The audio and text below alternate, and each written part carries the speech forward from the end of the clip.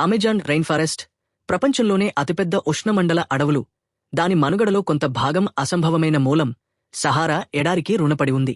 ప్రతి సంవత్సరం సహారా నుండి మిలియన్ల టన్నుల ధూళి అట్లాంటిక్ మహాసముద్రం మీదుగా 5,000 మైళ్లకు పైగా ప్రయాణించి అమెజాన్ను పోషించడానికి, వర్షారణ్యాన్ని పచ్చగా మరియు పచ్చగా ఉంచడంలో కీలక పాత్ర పోషిస్తుంది. ఈ మనోహరమైన ప్రక్రియ సహారాన్ ఎయిర్ లేయర్ ఏర్పడటంతో మొదలవుతుంది.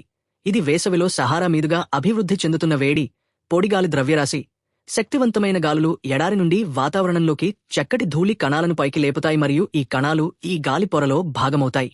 ధూళి అప్పుడు సముద్రం మీదుగా ప్రయాణాన్ని ప్రారంభించి 20,000 అడుగుల ఎత్తుకు చేరుకుంటుంది.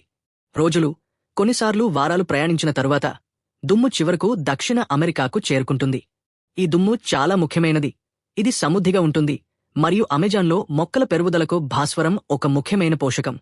భారీ వర్షపాతం తరచుగా నేల పోషకాలను తగ్గిస్తుంది. సహారాన్ ధూళి రాక ఈ కోల్పోయిన పోషకాలను తిరిగి నింపుతుంది, ముఖ్యంగా వర్షారణ్యానికి సహజ ఎరువుగా పనిచేస్తుంది.